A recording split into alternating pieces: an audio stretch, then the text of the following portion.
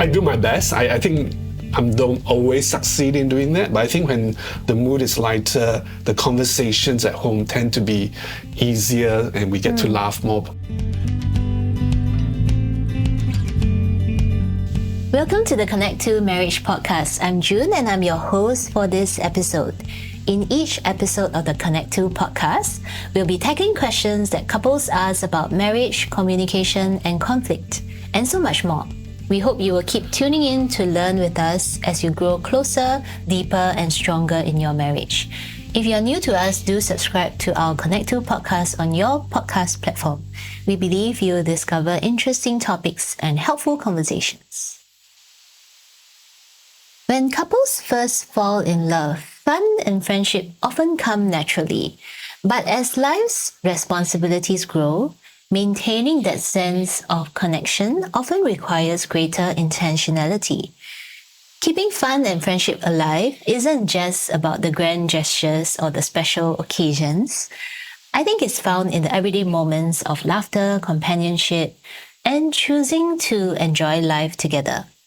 Today, we are joined by a dear couple, friend of mine, who will share how they have navigated the demands of married life while continuing to nurture a friendship that keeps their relationship strong and joyful. Welcome to the Connect to podcast, Rodney and Leanne. Can you introduce yourselves briefly to our listeners? Hi, I'm Leanne. I'm a stay-at-home mom. We've been married for 25 years. That's right. Yeah, silver anniversary. Same length of time, 25 years.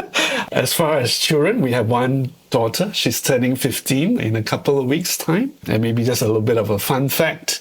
How we got to know each other was when we were students in Melbourne University. Yeah, we got to know each other then in her first year, actually, when she first came from Singapore to the university. It's wonderful to know that little bit of tidbit about how you guys started dating and then are now married and now, celebrating your silver anniversary this year. Congratulations. Thank you. To start us off on this topic, why do you think it is even important to think about keeping your friendship alive in marriage? Well, we often busy with our daily life and we have a lot of admin and life mean and whatever mean we have, you can think of, even in the household, it can be quite daunting. So I think sometimes even just daily, we just think of ways to lighten and spice up.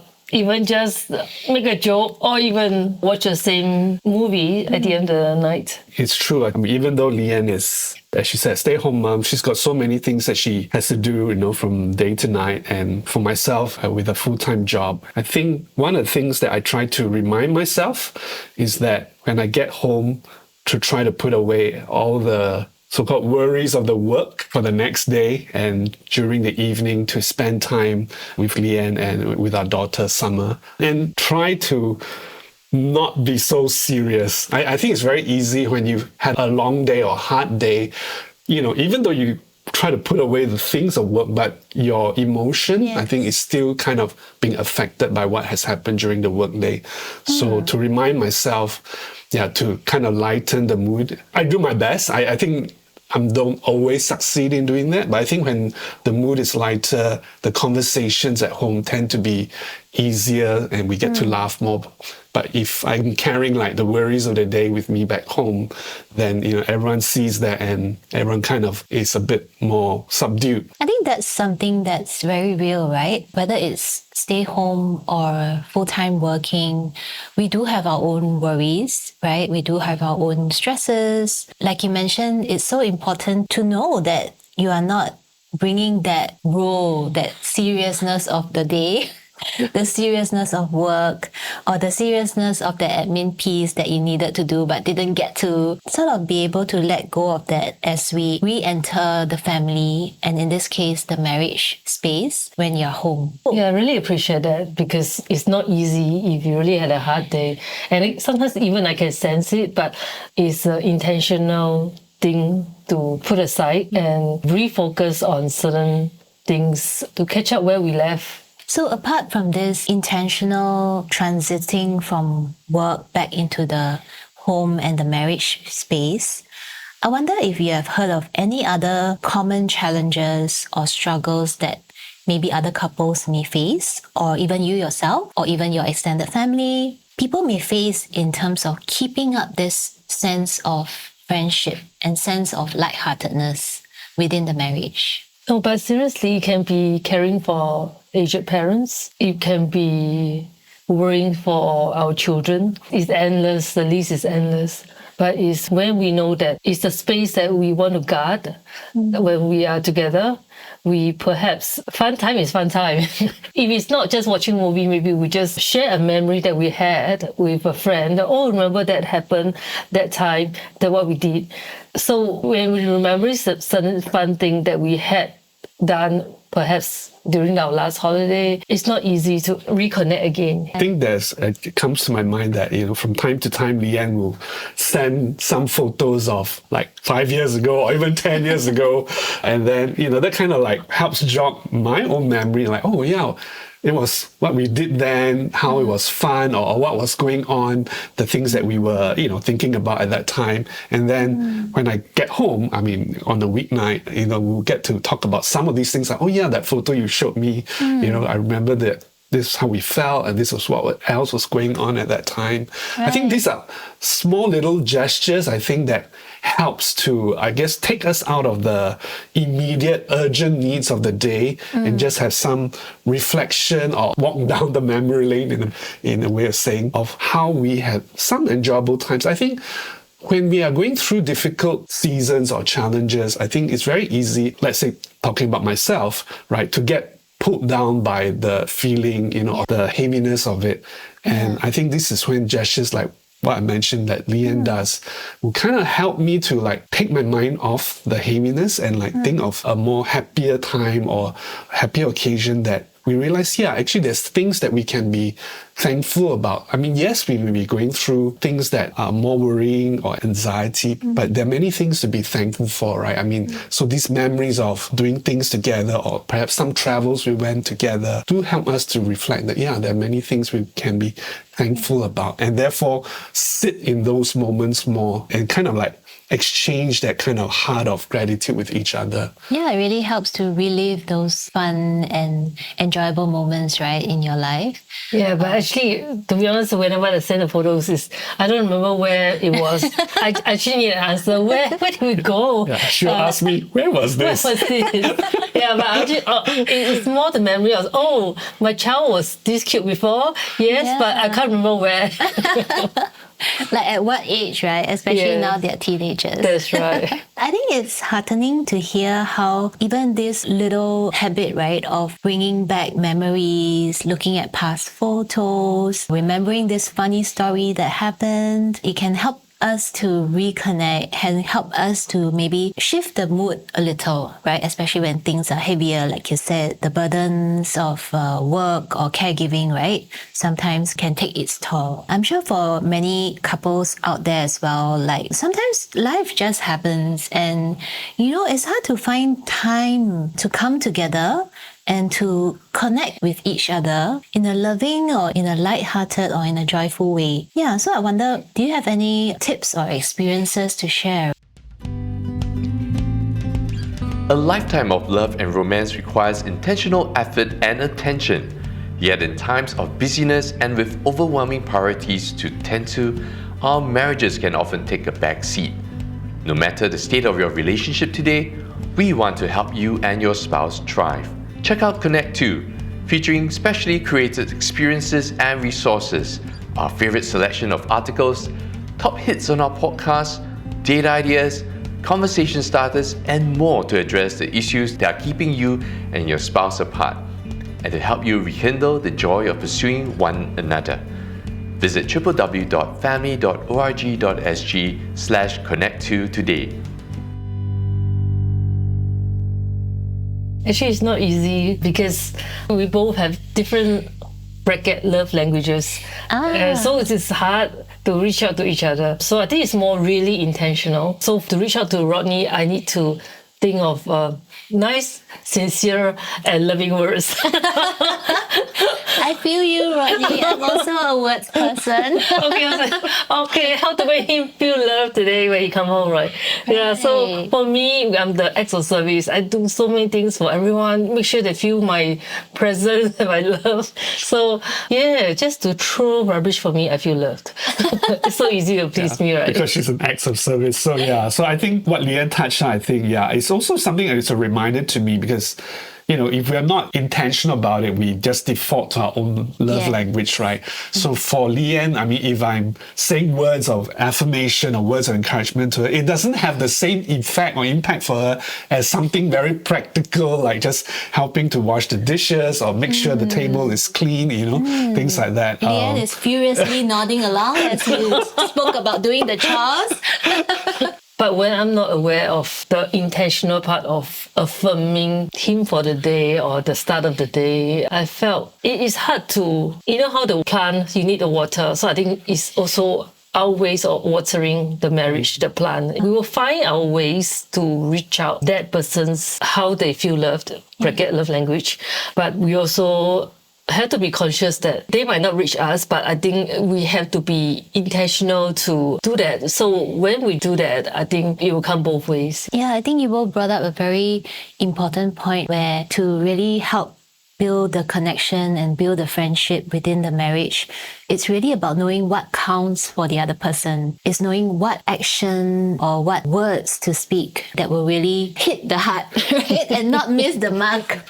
Yeah. So when we are so busy, if we really understand like what's important and what our spouse might be looking for, then we can really make the moments count, even in tougher seasons when maybe both are very busy caring for either young kids or caring elderly parents, right? I was just thinking that as you were sharing that, actually, we need the moments of fun and laughter. I think that's definitely very important. So keeping things as much as possible lighthearted. Obviously, we have to be serious when we get to serious situations, but that's one part. The other part, I think, which we've kind of talked about is being there, being present for one another. I think that's another key part of maintaining the friendship or the connection as husband and wife, because it's very easy to just say whatever it is that we want to say, our thoughts or our views, but we don't give that space to our spouse to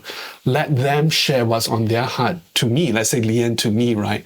So I think giving her that time, it may be that it's just a short time, 10, 15 minutes each evening, or on the weekends, we can have more time doing that, where she feels that she can calm down from all the chores and step aside and just share some of the things that's going on in her life on that day, and some of her thoughts or worries. And for me, not to interject, not to kind of like throw my own stuff at her, but just hearing her out, being present and letting her share what's really, affecting her. I think that is a very key part as well. You know how when we were so bogged down with admin, life mean, and burdens and troubles, that I had to sometimes remind him that treat me like your girlfriend, treat me like your girlfriend. I'm not your wife. She says that quite a lot. I like that. I'm gonna learn that for myself. How about treat me like a girlfriend? Yeah. How does that help? I mean, how does that help Rodney get into that space of treating you like a girlfriend? Is it the undivided attention? Yeah, I think it's that. It's also not being so, I was going to say harsh. When I say harsh, what I meant is, whether it's the tone of speaking or impatience, that's the other thing, right? When we take each other for granted, or we start taking each other for granted, we kind of get impatient with each other. We kind of like just override each other, like, okay, you said that, but I don't really care, or I don't want to think about it. I just want to say what I want to say, right? So when she says that, treat me as your girlfriend or think of me as your girlfriend, it's like, okay, how would I have said that to her back in the days when I was, courting her, wooing her? I would have said it differently. Definitely not so impatient, with more And with kindness. Yeah, with more eye contact, not looking at any screen or the TV or whatever it may be. Yeah, so all these things does help. I mean, it's a good cue that she gives me. And of course, I need to kind of like stop for a pause for a while and think, okay, how is it that I should say this better? Or how is it that I should hear her with more space that given to her, or more kindness in what she's going through? Because it is easy to, if we're not careful, to again be very judgmental, right? Of like, oh, why do you say that? Or why did you do that? In a very judgmental kind of way. So can I step back from that and like see her more like, as that girl that was courting in those days, right? How would I have dealt with that situation if she had shared that to me then? Yeah, I was your girlfriend 25 years ago. And I think that's such a good tip that you guys shared, right? And thanks for being so real, because indeed, it's so easy to take our spouse, whom we've been married for X number of years, right? And it's so easy to take them for granted. It's so easy to use unpleasant tone when talking to them, be frustrated at the same things when it happens again, right? Yeah, that we forget that this was the person we fell in love with many years ago. Yeah, when there's no life admin and whatsoever trouble. Oh, that's right. Yeah, so that's a great tip. And it really reminded me, right, as you were speaking as well, about the importance of making space for each other to be, really listening out for the heart, right? Not just getting bogged down by all the functional things that we need to do, who needs to be sent where, at what time, what groceries do we need to buy this week, to getting beyond that and really listening to like, what have you been thinking about and what's been on your mind, right? It's so easy to just rush through our daily life without getting into that space. Yes. And this space is really important for building this friendship and showing that love and support to each other. So thank you. Thank you for sharing that wonderful tip. Actually, in each podcast, we address like a frequently asked question that couples have about marriage. So today's question comes from a husband who says, my wife loves trying new things, whether it's cafes, traveling, or just new activities on the weekends. For me, I'm much more of a homebody. After a busy work week, I'd rather relax at home and recharge, maybe watch a bit of TV. So sometimes my wife feels like I'm not making enough effort to have fun together, while I feel pressured to do things that are not so natural to me. So how can we stay connected and enjoy each other's company, even when we have very different ideas of fun? Yeah, I can kind of relate to this because I'm more of that homebody kind of person, whereas Leanne, I think she likes to go out more and she doesn't like to stay at home the whole day. She like have things that she want to go out to do, people that she wants to meet. So I kind of relate to this question. And I think for many couples, it's not uncommon that, they will have this kind of different preferences, right? Or how they like to enjoy their time and what kind of hobbies they may have as well. But I think the key is to find that either it's a common activity, a common hobby that you can both the husband and wife can come and do. For us, among some of the other things, it's like going for walks together. Mm-hmm. I think there are times when Leanne, perhaps we haven't spent as much time with each other as we should have. And she would initiate, let's go for a walk this weekend. During the walk, we will get a lot of time to really talk with each other, unhurried, without all the burdens of the week. I think sometimes there's also a place of stepping outside of each other's comfort zone. I think trying out some new things, it may work, it may not work, but at least both are trying to see, what other activities that they can do together that they can bond better or bond stronger, right? What do you think? Yeah, it's very common, this situation, but after married for 25 years, I know that we just have to be practical. So we have to balance to rest, in between rest and going out. So we realize that we cannot just drag each other or force each other to do something that the body cannot cope. So I think over the years, yes, we'll be practical, like a day of rest, or the other day we will try to do something, perhaps eating out, perhaps going out for a walk. But I think practical expectation will help to moderate this expectation. Yeah, right. And I think it's also okay that we don't have to be doing everything together. I realize as we mature in our own marriage that it's fine for each spouse to have time where they enjoy a hobby with some are their friends or their family. And we don't necessarily have to be in all of those, because when we are each individually refreshed, right, from the different things that we do, the active hobbies that I mentioned, then we can bring that freshness into our own relationship, our marriage, right? Because you can't manufacture that refreshing out of nothing, right? So it must come from somewhere. So whether it's from activities that we do together or activities that we may do with our own friends, I think that's also fine. The key thing is to bring that refreshing into the marriage so that the marriage can, like what Leanne was saying, be like the water that helps that marriage grow. And that's the key thing. Yeah, I've learned over the years to let Leanne go out with her friends, her school friends, like, once every 1 or 2 months, she's like, okay, I'm going out with my school friend. It's like, great, okay, please go, and not feel anything or be upset in anything. And she, like, time that she knows that I need to spend time with my guy friends, she will like, go ahead, because she knows that's also important to me. Yeah, that's a good tip. Knowing what is actually helpful and refreshing for your spouse and giving them that space to do just that. So that when they re-enter into the home to reconnect again, then they are more than happy and more than ready to do so. Yeah, That's rather right. than feeling like carrying Frustrated. some kind of resentment and frustration, right? Yeah, when our cup is filled and full, Yeah. our emotional cup. Emotional love tank and love language, as you mentioned earlier. So thank you so much, Rodney and Leanne, for sharing from your deep experiences of 25 years, of how you keep your sparks alive in your marriage and also reminding each other to have fun and to be present together. I really took away that little tip, about reminding Rodney that, hey, treat me like your girlfriend. Yes, I'm going to try that one day. yes. Tonight. So, before we let you go for this episode, do you have any last words or tips for our listeners? Giving each other space and having practical expectation, it helps to maintain that relationship. And when we have that, we can have fun. We can see the fun in a lot of things. Yeah, for me, is remember to lighten the mood as much as possible after a long work day. And secondly, giving that space and time for your spouse to share what they're going through with you without me having to interrupt or share my own thoughts about it.